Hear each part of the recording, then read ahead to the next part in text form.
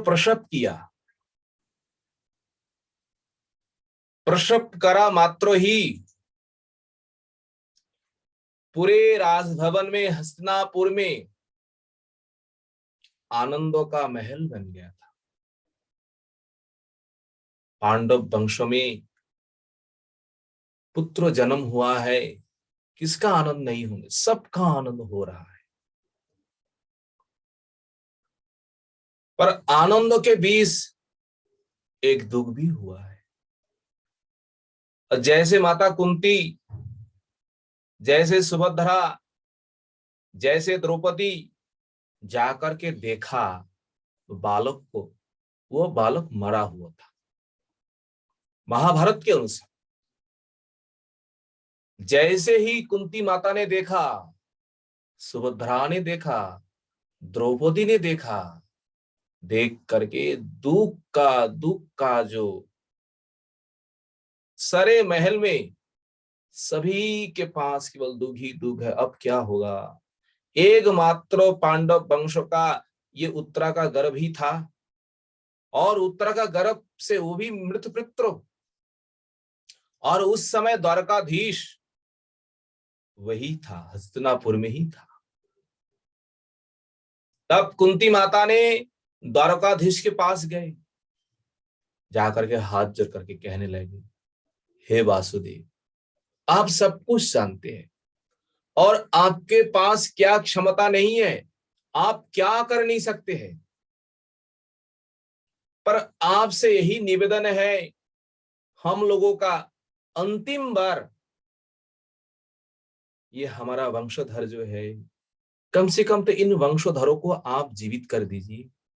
अगर हमारा वंशधर नहीं रहेंगे तो हमारे लिए ये पितृ तर्पण आदि जो कर्म जो है ये कौन करेंगे? विशेष करके बहन सुभद्रा अपने भाई की ओर देख रहे हैं, भैया मेरी भी मन में यही दुख है, और सुभद्रा का ही तो नाती है, पुत्र वधु का ही पुत्र है, और कृष्ण का ही भांजा का बेटा है।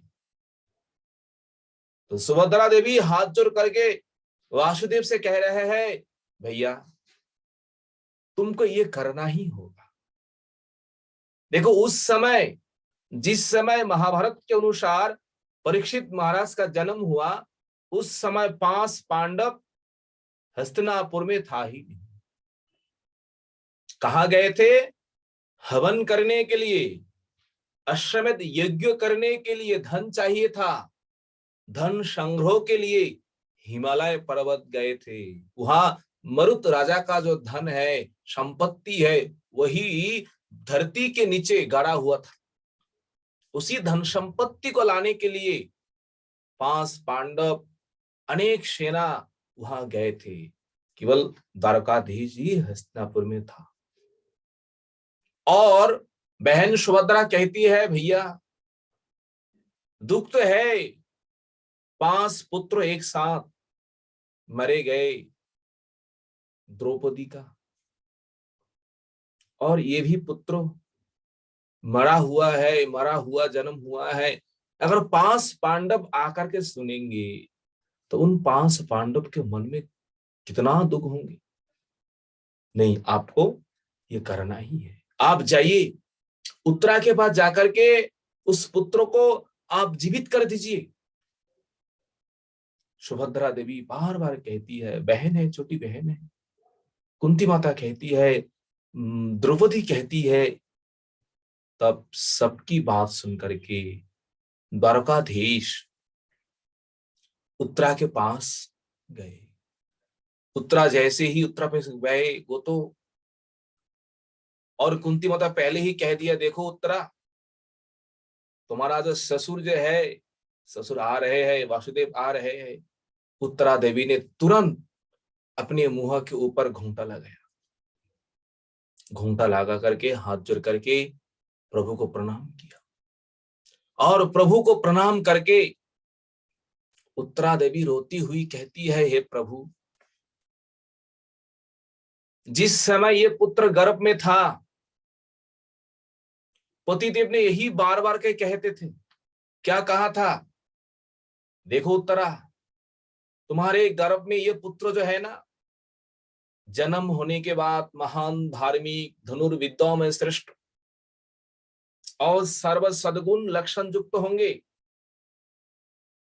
पतिदेव का वचन, उस वचन सुन करके मुझे खूब आनंद हुआ था और उस वचन को मान करके मैं आज तक इस गर्भों को मैं धारण करती रही। हे वासुदेव, आप जानते हैं ये दुर्घटना जो हुआ था, पतिदेव युद्ध क्षेत्र में जाकर के अभिमन्यु जिस प्रकार उन्होंने अपने शरीर त्याग किया है, उस कुरुक्षेत्र में सबसे उम्र अगर कोई छोटा है अभिमन्यु ही था। और ऐसे करके, कपट करके, छल करके उत्तरा ने कभी भी भूल नहीं पा रही। पति चले गए और ये पुत्र भी चले गए सामने, ये दुख हम किससे कहें? अगर पहले ही जानते ये शरीर हम धारण नहीं करते। जिस समय अश्वत्थामा ने ये ब्रह्मास्त्र छोड़ा था, अगर वो अश्वत्थामा के अस्त्रों अगर मुझे दहन करते, मुझे मार डालता, ये अच्छा ही था। पर इस पुत्र ने क्या दोष किया प्रभु? ऐसे सभी हस्तिनापुर वासिनी जो माताएं जो है, जिस प्रकार वासुदेव के चरण में प्रार्थना किया है, अनुनय विनय किए हैं, भगवान प्रसन्न हुए और प्रसन्न होकर के उन पुत्र को ईशेन जीवितः पुनः, श्लोक में कहता है ईशेन, ईश होता है ईश्वर, ईशेन तृतीया विभक्ति, ईश्वर के द्वारा पुनः फिर से जीवितः, जीवित किया दिया, जीवित कर दिया। परीक्षित महाराज को इस श्लोक का अर्थ यही है, ईशेन जीवितः पुनः, मरा हुआ था, मरने के बाद फिर भगवान आकर के उन पुत्र को फिर उनको जीवित किया। जब जीवित हुए, हस्तिनापुर में सभी के मन में आनंद आए हुए है, सबके मन में उल्लास है।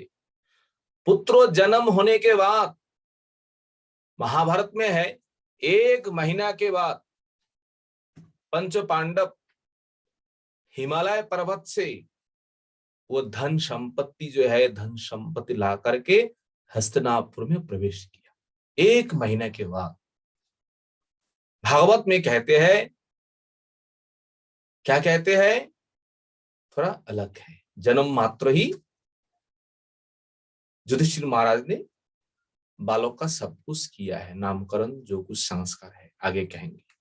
ये प्रश्न है, शौनक आदि ऋषियों का ये प्रश्न है, जो पुत्र मातृगर्भ में मरा हुआ है तो उन पुत्रों को भगवान ने जीवित किया है।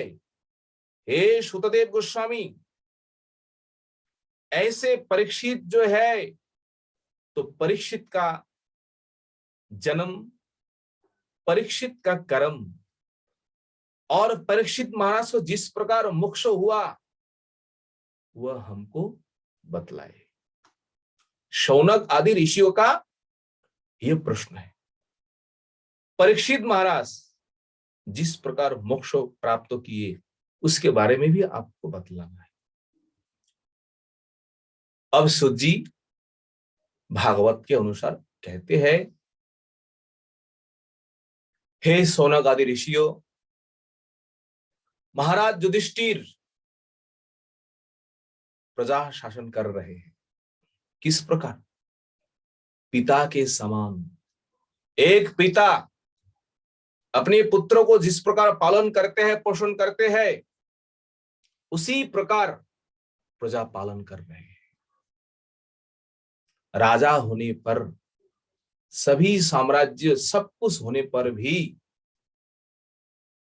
युधिष्ठिर महाराज का मन केवल भगवान में ही है, भगवान के चरणों में ही लगा हुआ है। दिन रात केवल भगवान का ही स्मरण करते हैं। देखिए, विषय संपत्ति, एक सार्वभौम राजा है, राज चक्रवर्ती सम्राट है, होते हुए भी वो विषय मन को स्पर्श कभी भी किया नहीं है। विषय में रहते हुए युधिष्ठिर महाराज सदा सर्वदा भगवान का ही स्मरण, भगवान का ही कीर्तन, भगवान का ही गुणावली हर समय करते रहते। इसीलिए तो युधिष्ठिर महाराज को ये धन संपत्ति, ये भोग विलास उनका अच्छा नहीं लगता था। धन संपत्ति के ऊपर उनका उदास था, वैराग्य था परिपूर्ण रूप में। देखिए भक्तों का स्वभाव कैसा होता है। भक्तों के पास धन संपत्ति है, पर धन संपत्ति के ऊपर भक्तों का कोई भोग विलास नहीं है। भगवत सेवा के लिए, प्रभु के सेवा के लिए, तब तो ठीक है।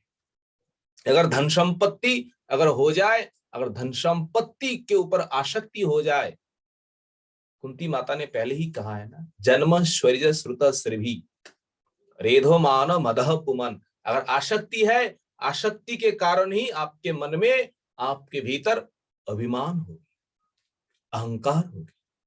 अगर आसक्ति नहीं है तो आपका अभिमान भी नहीं होगा। तो परीक्षित युधिष्ठिर महाराज के मन में ना तो कि भोगने का इच्छा है, ना तो आसक्ति है, सदा सर्वदा उनका मन भगवान के चरणों में ही लगी हुई है। देखिए, जिस प्रकार एक भूखा व्यक्ति है, तो उन भूखा व्यक्ति के सामने अगर आप फूल का माला, फूल, चंदन, आरती करने के लिए दीपक अगर ले जाएंगे, तो उनको माला पहनाएंगे, फूल उनको अर्पण करेंगे, जिस प्रकार भूखा व्यक्ति को वो अच्छा नहीं लगता है, उस भूखा व्यक्ति को भोजन ही प्रिय होंगे उस समय, क्योंकि भूखा है ना।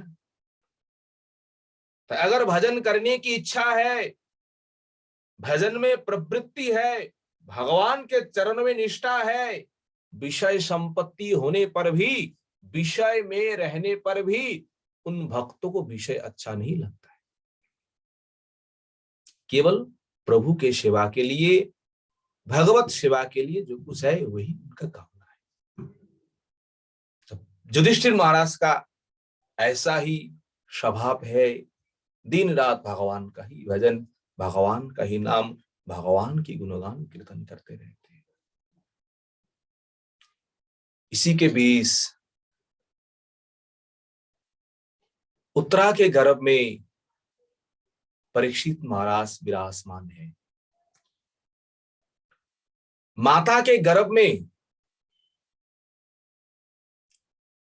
परीक्षित महाराज ब्रह्म अस्त्रों के तेज से जल रहे थे।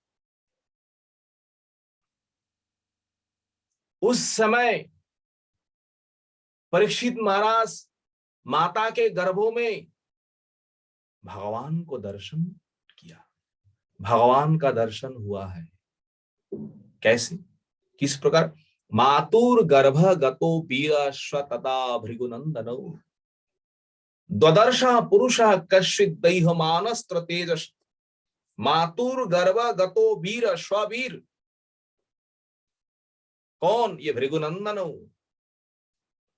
और उस गर्भ में ददर्श पुरुष कश्चित, एक पुरुष को उन्होंने दर्शन किया। वो पुरुष कैसा है, उनका स्वरूप कैसा था? मातृगर्भ में परीक्षित महाराज ने जिस पुरुष को दर्शन किया, अंगुष्ठ मात्र ममलम स्फुरत पुरट मौलिकम मौलिनम अपिच्य दर्शनं श्यामम तडित बाशमच्युतम श्रीमद दीर्घ चतुर्बाहुम तप्त कांचन कुंडलम शतजाक्ष्यम गदा पाणिर आत्मनः सर्वतो दिशम। परिभ्रमन्त्य मुल्काभ्यम भ्रामयन्तम गदाम। 2-3 श्लोकों में इन रूपों का वर्णन किया है। भगवान उत्तरा के गर्भ में अंगुष्ठ मात्रम, अमलम, अमलम होता है मल रहित, अत्यंत अंगुष्ठ मात्र अमलम स्फुरत पुराट मौलिनम। उनका क्या सौंदर्य, उनका क्या रूप, अपिच्य दर्शनम श्यामम तड़ित भाषाशम अच्युतम। वो अच्युत जो है उत्तरा के गर्भ में उसी अंगुष्ठ के रूप में ही पीतांबरधारी, श्याम वरन, श्रीमद दीर्घ चतुर्बाहुम, 4 भुजाएं, तप्त कांचन कुंडलम, कुंडल पहने हुए है, किरीट मुकुट पहने हुए हैं, खतजाक्षम गदा पानिर सर्वतोदीशम। गदा पानिर आत्मनः सर्वतोदीशम। भगवान उत्तरा के गर्भ में गदा हाथ में लेकर के चारों ओर घूम रहा था। और ये दृश्य वो बालक मातृ के गर्भ में दर्शन कर रहा है। ये कौन है, कहां से आई हुई है? ऐसा रूप, ऐसा सौंदर्य, ऐसा उनका भूषण, ऐसा आभूषण, इस ढंग से चारों ओर घूम रहे हैं, ये कौन है? भगवान गदाधारी उस अस्त्रों को उन्होंने शांत किया है। परीक्षित को भी मातृ गर्भ में उस अस्त्रों के जाला से उनको भी मुक्त किया। और परीक्षित महाराज के देखते देखते भगवान गर्भों में ही अंतर्धान हो गए। और जैसे भगवान अंतर्धान हुआ, परीक्षित महाराज केवल दिन रात गर्भ में वही चिंतन है, वो पुरुष कौन था? ऐसा पुरुष का रूप, ऐसा उनका दर्शन, दिन रात वही चिंतन करते रहे।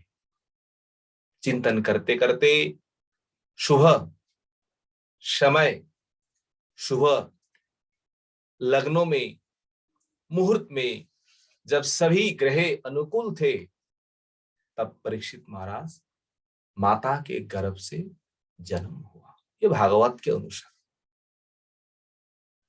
जब माता के गर्भ से जन्म हुआ बालक, उस समय युधिष्ठिर महाराज सुनते ही आनंद में गदगद हो गए। सभी पांडवों ने, सभी प्रजाओं ने, सबसे पहले युधिष्ठिर महाराज बालक के जात संस्कार कराने के लिए धौम पुरोहित, पुरोहित धौम, कृपाचार्य इत्यादि इत्यादि ब्राह्मणों को बुलवाए। और इन ब्राह्मणों के द्वारा, पुरोहितों के द्वारा स्वस्ति वाचन, जो जात संस्कार जो है, ये संस्कार कराए। और महाराज युधिष्ठिर ने बड़ी प्रसन्नता से उन ब्राह्मणों को सुवर्ण, गौ, पृथ्वी, प्रचुर परिमाण अन्नदान किया। सबको बड़ी प्रसन्नता से, पुत्र जन्म हुआ है, सबके घर में यह होता है, किसके घर में नहीं होता है। तब परीक्षित महाराज का जन्म से महाराज युधिष्ठिर भी इस प्रकार उन्होंने आनंद उत्सव मनाए। जन्म हुआ, जन्म होने के बाद पंडित लोग जो है, पंडित लोग आए कुंडली बनाने के लिए। भविष्य में इनका क्या है, क्या बनेंगे। देखिए, इन पंडितों ने आकर के सबसे पहले नामकरण किया है। क्या नामकरण किया है?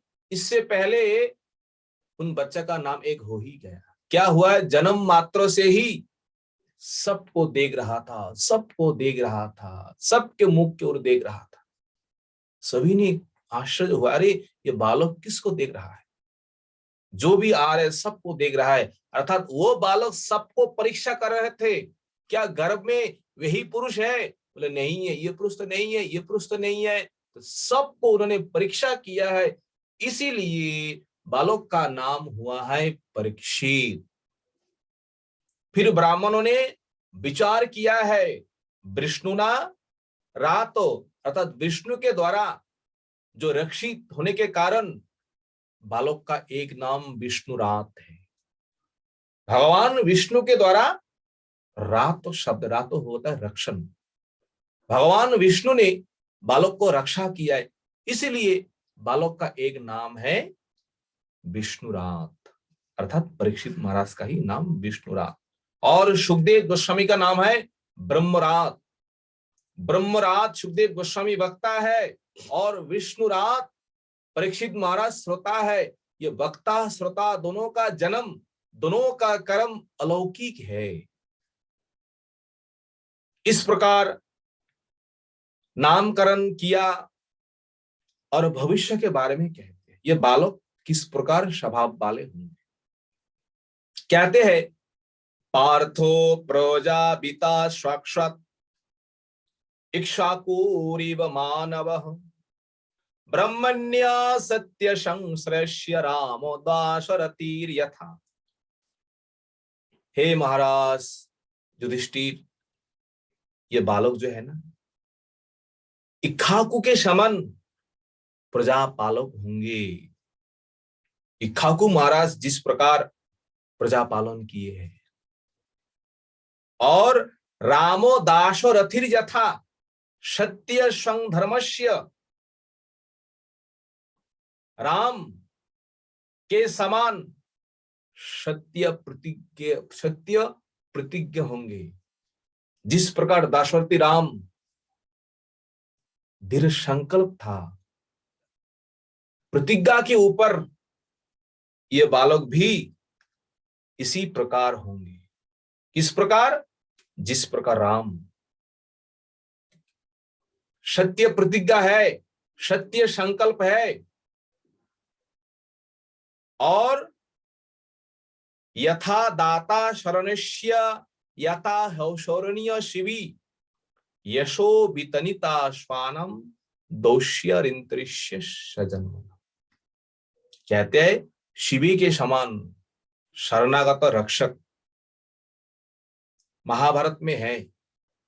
शिवी महाराज शरणागत रक्षक, जो शरणागत है उन शरणागतों को किस प्रकार रक्षा करना चाहिए, शिवी महाराज जिस प्रकार रक्षा किए, उसी प्रकार ये परीक्षित अपने प्रजा को, अपने शरणागतों को रक्षा करेंगे।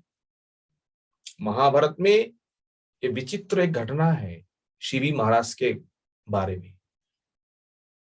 तो शिवी महाराज, उनका नाम, उनका महिमा, देवलोक तो गए, देवता लोग आश्चर्य हो गए।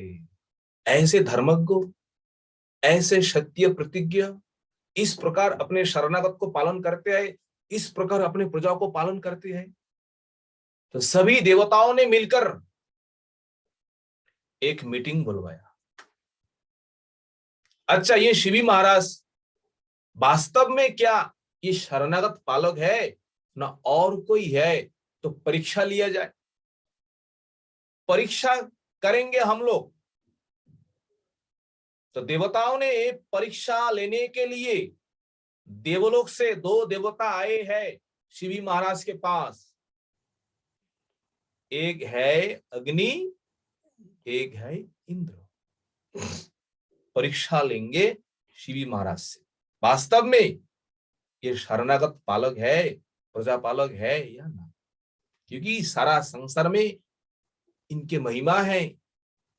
देवता लोग आए तो इंद्रो बना है एक पक्षी, जो बांस पक्षी है ना, जो कबूतर को खाता है। और अग्नि जो देवता है, वो अग्नि देवता कबूतर का रूप बना लिया। और इंद्र उस कबूतर को खाने वाला जो बांस पक्षी होता है, शोण पक्षी कहते हैं संस्कृत, वो पक्षी का रूप धारण किया है। और शिवी महाराज अपने राजमहलों में बैठे हुए हैं, सभा बैठा हुआ है, तो कबूतर जाकर के शिवी महाराज के गोद में जाकर के गिर पड़ा। और जैसे कबूतर शिवी महाराज के ऊपर जाकर के गिर पड़ा और सारे पंडित लोग कहने लगे, महाराज ये तो अशुभ लक्षण है, ये शुभ लक्षण नहीं है। बोले क्यों? कबूतर जो है शरीर में पड़ना ये शुभ लक्षण नहीं है, ये अशुभ लक्षण है। तो इसके लिए आपको कुछ दान करना पड़ेगा, कुछ शुभ कर्म अनुष्ठान करना पड़ेगा, क्योंकि आपके शरीर में ये कबूतर आकर के गिर पड़ा। कबूतर ने कहा, हे ब्राह्मणों, मैं वैसा तैसा कोई साधारण कबूतर नहीं हूं, मैं भी ब्रह्मज्ञ ब्राह्मण पहले जन्म में था और मुझे भी सब कुछ याद है, शास्त्रों ज्ञान, वैदिक ज्ञान, मैं ऐसा तैसा कोई साधारण कबूतर नहीं हूं। तो तुम किस लिए आई हुए है? महाराज जी से अपने प्राण भिक्षा के लिए। देखो हमारे पीछे कौन है, कौन है? पीछे देखे, वो जो बांस पक्षी जो है वो कबूतर को खाने के लिए पीछे खड़े हैं। तो आप रक्षा करिए, शरणागतों को रक्षा करना ही आपका धर्म है। महाराज मैं आपका शरणागत हूं। वो कबूतर इस प्रकार शिवी महाराज का शरणागत हुए और ये बस पक्षी देख करके हंसने लगे। महाराज आप दोनों का कथोपकथन सुनते ही हमें तो ये हंसी आ रही है। मुझे लग रहा है ये कोई आपका अपने ही लोग है, आपने इनको आश्रय दिया है। मुझे लग रहा है आपका ही पिता है। महाभारत में इस प्रकार उन बांस पक्षी ने उन शिवी महाराज को ऐसे करके उनको मजाक उड़ाया। आपका उनका पुत्र है, इसलिए आप उनको आपने रक्षा के लिए आपने दृढ़ संकल्प किया है। नहीं महाराज, आपका ये कर्तव्य नहीं है, ये मेरा भोजन है। मैं 3 दिन से मैं भूखा हूं, अगर इस कबूतर को हम खा नहीं पाएंगे आपके सामने हम प्राण त्याग करेंगे और ये प्राण त्याग का पाप जो है आपको ही स्पर्श करेंगे। और उधर कबूतर राजा से कह रहे हैं, महाराज हम आपका शरणागत है, मुझे रक्षा करना ही आपका धर्म है, मुझे प्राण से रक्षा दीजिए, मेरा भी परिवार है, पुत्र है, उनसे मुझे भी मिलना है। राजा संकट में पड़ गए, क्या करना चाहिए इस विपद में, इस संकट में? राजा ने सभासदों से कहा है इसके लिए उपाय क्या है? राजा ने अनेक उपाय उन्होंने कहा है। देखो जो बांस पक्षी जो है, बांस पक्षी से कहा है तुम्हारे भोजन के लिए हम पर्याप्त जो तुमको चाहिए हम मांस तुमको खिलाएंगे, उसके बदल में इस कबूतर को तुम छोड़ दो। बांस पक्षी ने कहा, महाराज मेरा संकल्प है, अगर कबूतर मिल जाए तो ठीक है, नहीं तो हम भूखा ही आपके सामने हम मर जाएंगे। राजा ने अनेक करके समझाया, वो बांस पक्षी ने नहीं माना। अंतों में जाकर के वो बांस पक्षी जो है अब क्या करेंगे? तो राजा ने क्या किया, अंतों में जाकर के बांस पक्षी के ऊपर विचार छोड़ दिया। आपका जो इच्छा है इस कबूतर को छोड़ करके, वो इच्छा मैं पालन करूंगा ही करूंगा। बांस पक्षी ने कहा, महाराज अगर आपका इतना ही दया इन कबूतर के ऊपर है, इस कबूतर के बदल में आपके शरीर से दाहिने जो उड़ू है उस उड़ू से मांस काट करके इस कबूतर के बराबर वजन उठा करके उस मांस को हमें दीजिए, उस मांस को खा करके हम पेट भर के हम चले जाएंगे। महाराज जी ने राजी हो गया, तराजू लाए, एक पारले पर कबूतर को रखा और एक पारले पर अपने शरीर से मांस काट करके उन्होंने उठाया। पर उठाया तो उठाया, कबूतर का जो वजन वो भारी ही रहा, मांसों का वजन भारी नहीं रहा। तो इधर काटते काटते इधर काट रहा है, इधर काट रहा है मांसों, तो सारा शरीर का मांस उन्होंने काट दिया है महाराज शिवी ने। फिर भी उस कबूतर के समान मांगशो नहीं कर पाए। अंतों में जाकर के शिवी महाराज ने क्या किया है, उस पारले पर उन्होंने स्वयं चढ़ गया। कोई बात नहीं है, इस शरीर को दूसरे के सहाय के लिए, दूसरे के सुख के लिए, दूसरे के भलाई के लिए हमने शरीर को हमने स्वाहा कर दिया, अर्पण कर दिया। जैसे ही परले पर जाके चढ़ा, उसी समय वो बस पक्षी जो है वहां से अंतर्धान हो गए, चले गए। और जैसे चले गए, महाराज शिवी ने हाथ जोड़ के कबूतर से, मुझे तो लग रहा है आप दोनों कोई साधारण पक्षी नहीं है, साधारण कोई प्राणी हो ही नहीं सकता है, क्योंकि आप दोनों का जो वार्ता जो है, कथोपकथन जो है, ये कोई साधारण प्राणियों का ये नहीं हो सकता है। देखो उस समय महाराज जी के सभा में संस्कृत भाषा में इन दोनों ने वार्तालाप किया है। तो मैंने आज तक नहीं सुना कोई पक्षी संस्कृत भाषा में कोई वार्तालाप करते हैं। तो आपका परिचय दीजिए, आप कौन है। जैसे ही शिवी महाराज कबूतर से प्रश्न पूछा, कबूतर ने हंसते हंसते कहा, महाराज हम दोनों और कोई नहीं है, हम दोनों दोनों देवता है, देवता देवलोक से आए हुए आपको परीक्षा करने के लिए। मैं कबूतर अग्नि हूं, और वो बास पक्षी जो है मुझे खाने वाला था, वो स्वयं इंद्र ही है। आपको परीक्षा लेने के लिए हम दोनों आए।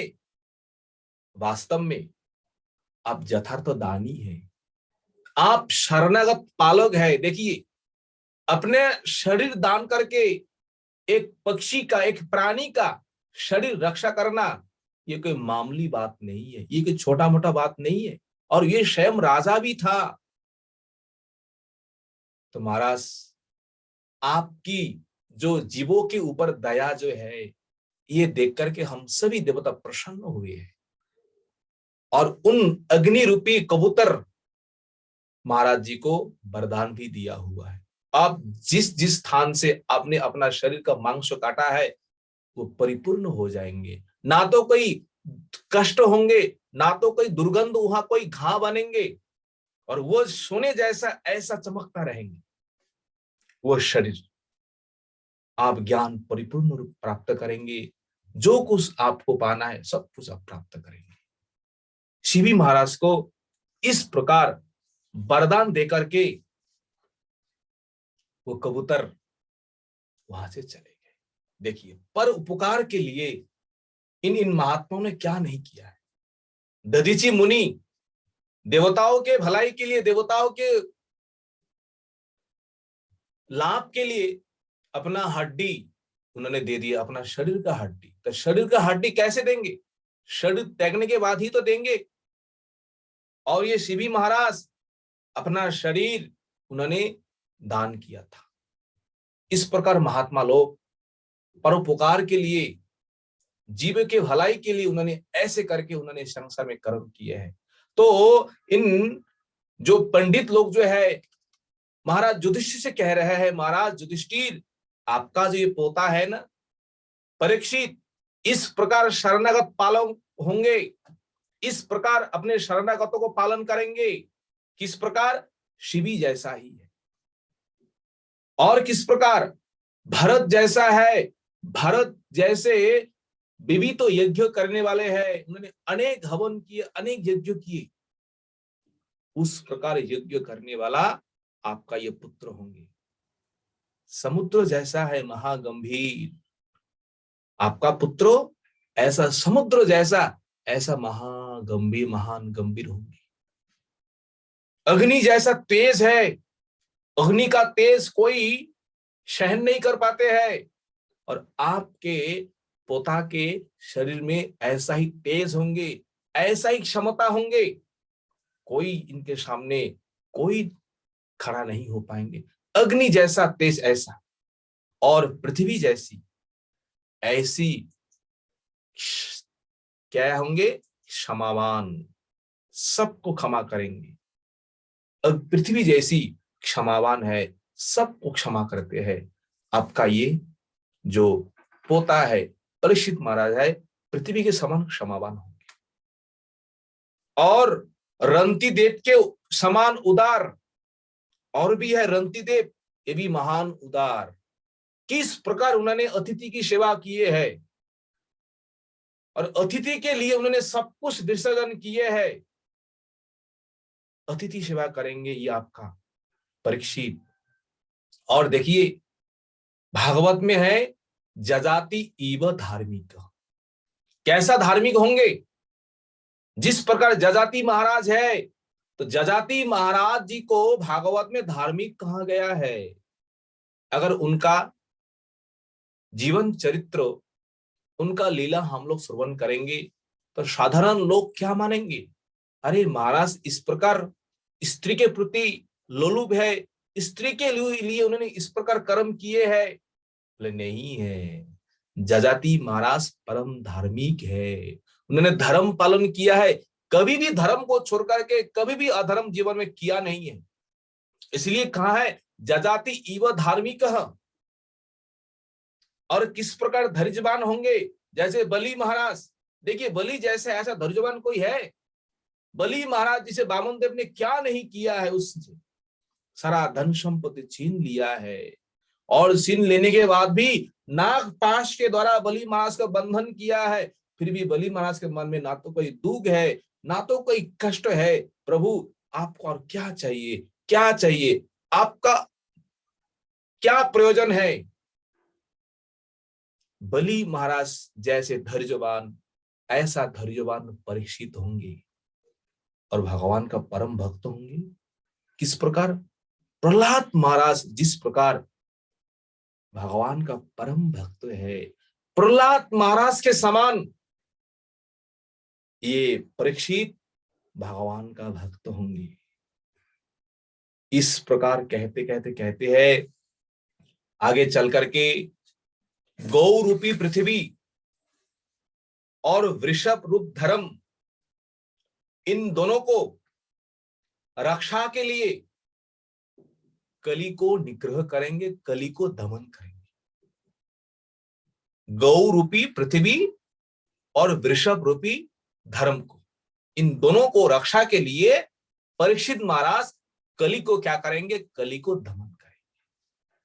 पर आगे जो 2-3 घटना जो है, ये घटना यद्यपि सुनने में थोड़ा कष्टदायक है, ज्यादा विस्तार पूर्वक नहीं कहा है, संक्षेप में ही कहा है। वो कौन सा घटना था? अंतिम समय परीक्षित महाराज शमीक मुनि के आश्रम में जाएंगे,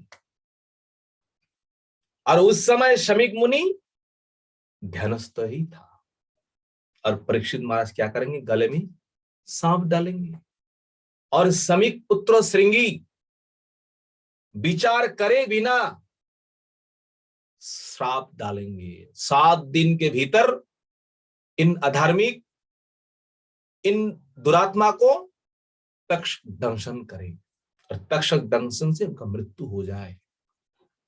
ये सारा घटना उस कुंडली में है, कुंडली में लिख रहा है सब वैदिक ब्राह्मणों ने, सब वेदों को ब्राह्मणों ने। और परीक्षित महाराज जैसे ही सुना, श्रृंगी ने अभिशाप दिया है 7 दिनों में हमें सब कुछ छोड़ के चले जाना है। उसी समय परीक्षित महाराज सब कुछ छोड़ करके गंगा तट पर गए। साथ में कुछ था ही नहीं है, केवल अपना लंगोट। बस पूर्व दिशा में गए, और उत्तर दिशा, दक्षिण दिशा और पश्चिम दिशा को मोड़ कर नहीं देखा, हमने क्या छोड़ करके आए। ऐसा वैराग्य, ऐसा विराग, ऐसा परीक्षित महाराज गंगा के तट पर जाकर आश्रय किया, और वहीं पर सारे ऋषि महात्मा लोग आए परीक्षित महाराज को दर्शन करने के लिए। और उन ऋषियों के बीच परमहंस, परम कुल चूड़ामणि सुखदेव गोस्वामी आए, और सुखदेव गोस्वामी के संग प्राप्त करके परीक्षित महाराज परम पद को प्राप्त किया। उस कुंडली में है परम पद को प्राप्त होंगे। ऋषियों ने जो प्रश्न किया है, श्रुतदेव गोस्वामी ये कह रहा है संक्षिप्त पूर्वक। परीक्षित महाराज का जिस प्रकार जन्म है, उनका जिस प्रकार कर्म है, और मोक्ष प्राप्ति जो है, मोक्ष प्राप्ति सत्संग के द्वारा, इन महात्माओं के संगों के द्वारा परीक्षित महाराज मोक्ष जो है भगवत चरण प्राप्ति करेंगे। इस प्रकार उन पंडितों ने कुंडली बना करके महाराज युधिष्ठिर को देकर के अपना पूजा जो है, दक्षिणा जो है, मान सम्मान पा करके अपने अपने घर चले गए। कौन? जिन ब्राह्मणों ने कुंडली रचना किया है, कुंडली बनाया परीक्षित महाराज के बारे में। और इधर बालक परीक्षित जैसे शुक्ल पक्षियों चंद्रमा जिस प्रकार दिन दिन बढ़ने लगते हैं, तो उसी प्रकार बालक भी दिन के दिन प्रतिदिन वो चंद्रमा के समान, शुक्ल पक्ष चंद्रमा के समान बढ़ने लगा। और इधर युधिष्ठिर के मन में अत्यंत शोक, अत्यंत दुख अभी भी है, अभी भी संपूर्ण रूप से गए नहीं। अपने ज्ञातियों को, आत्मीय स्वजनों को उन्होंने मारा है, उन्होंने वध किया है। तो इसके बारे में परीक्षित महाराज चिंतन कर रहा है, अब मुझे क्या करना चाहिए। व्यास आदि अनेक ऋषि मुनियों ने आकर के परीक्षित महाराज को उपदेश दिया है महाभारत के अनुसार, महाराज अंतिम समय आप अश्वमेध यज्ञ करो। तो अश्वमेध यज्ञ करना है, तो अश्वमेध यज्ञ में अनेक धन संपत्ति का प्रयोजन है। तो परीक्षित महाराज ने, ना युधिष्ठिर महाराज ने सोचा, अब धन संपत्ति हम कैसे प्राप्त करें। धन संपत्ति प्राप्त करने के लिए प्रजा के ऊपर कर लगाना है, प्रजा को दंड देना है, तब तो धन संपत्ति हम प्राप्त करेंगे। तो ये ठीक मुझे नहीं लग रहा है। तो उन ऋषियों के, मुनियों के उपदेश से श्रवण किया है, हिमालय के नीचे ऐसा धन संपत्ति गड़ा हुआ है, जो धन संपत्ति अगर लाएंगे तो 100 अश्वमेध यज्ञ करेंगे, फिर भी वो धन संपत्ति कम नहीं होगी। वो राजा कौन था? वो मरुत राजा था। उन मरुत राजा ने इस प्रकार यज्ञ किया है, इस प्रकार हवन किया, और उस हवन में, उस यज्ञ में उन ब्राह्मणों के इस प्रकार उन्होंने दान किया है, इस प्रकार उन्होंने दक्षिणा दिया है। उन ब्राह्मणों ने वो दक्षिणा, वो दान साथ में ले नहीं जा पाए।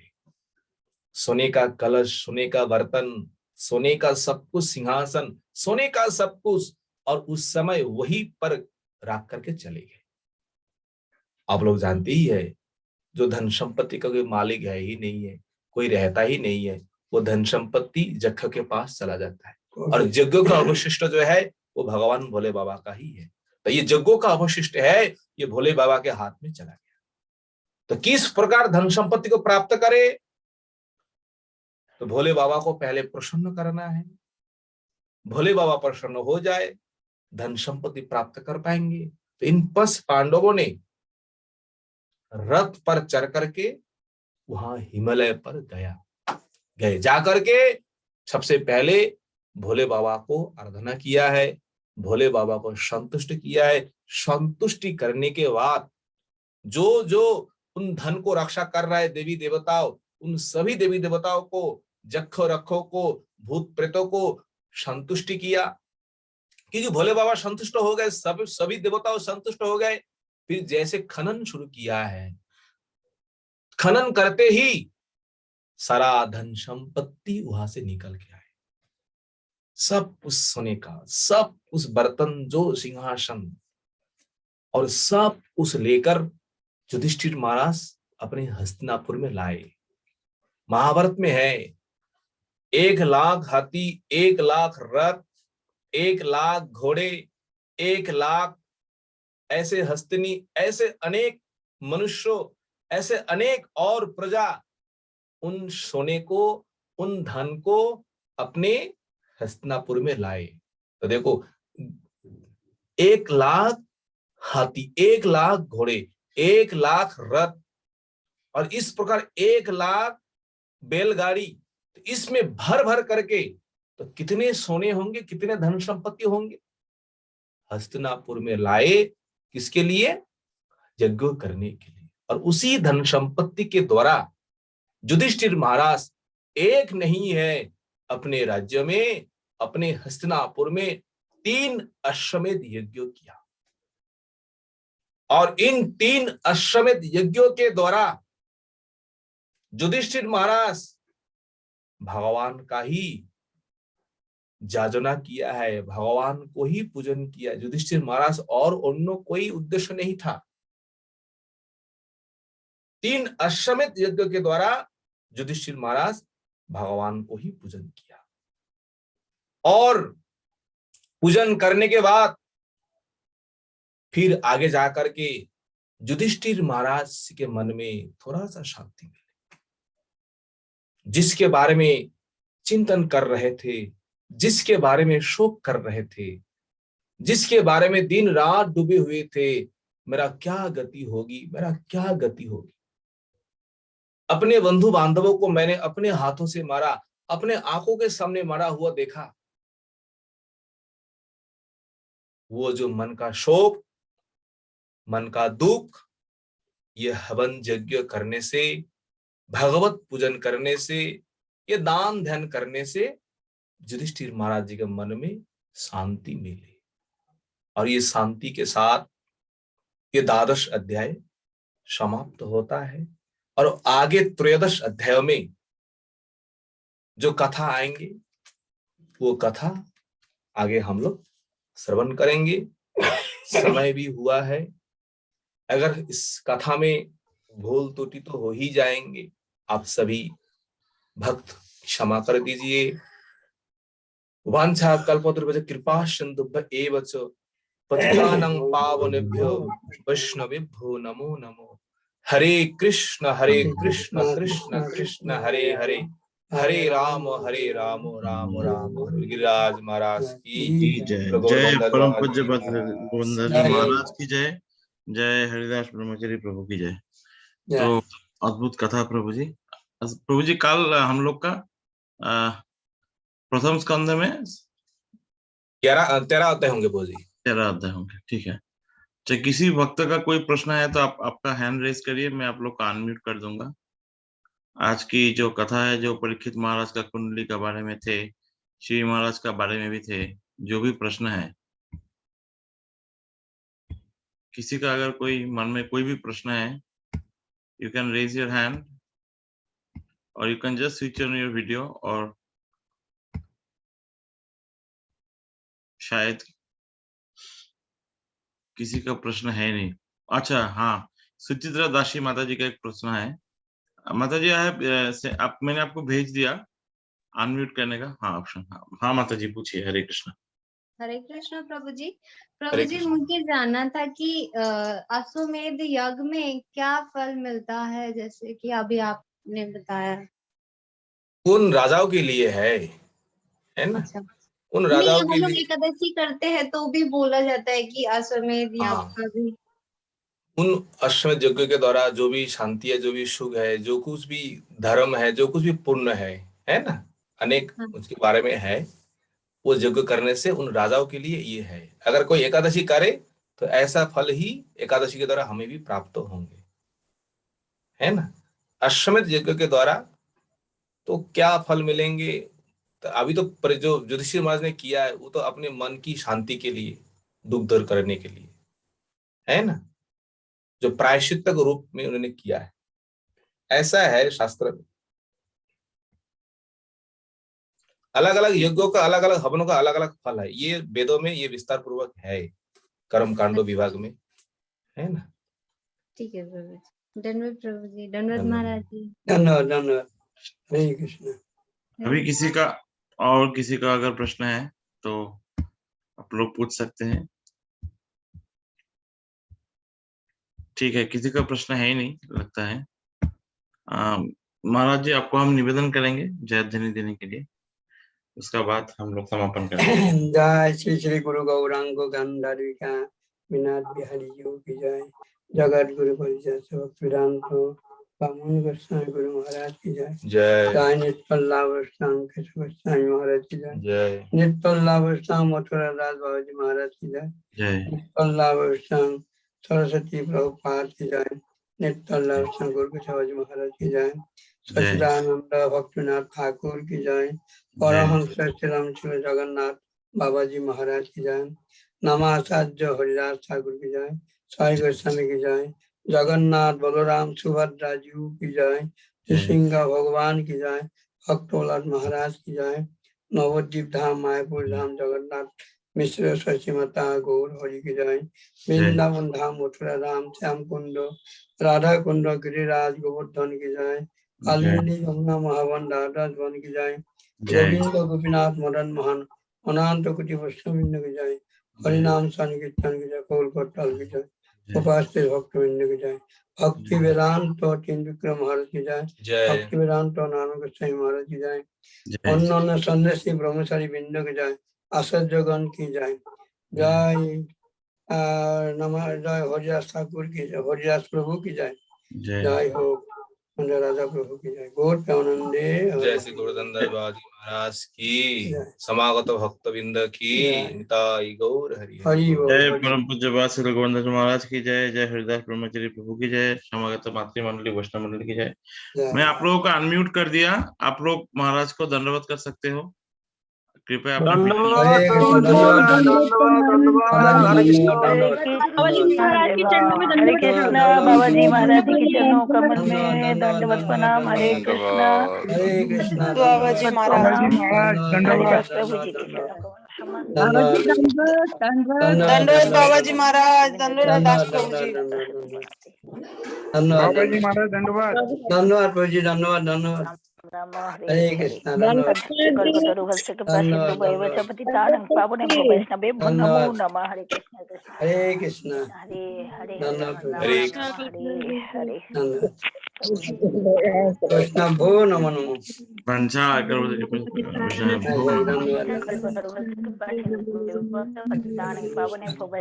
नमो हरे नमः। आज कथा का विराम ही होते। सब चरणों में दंडवत। हरे कृष्ण।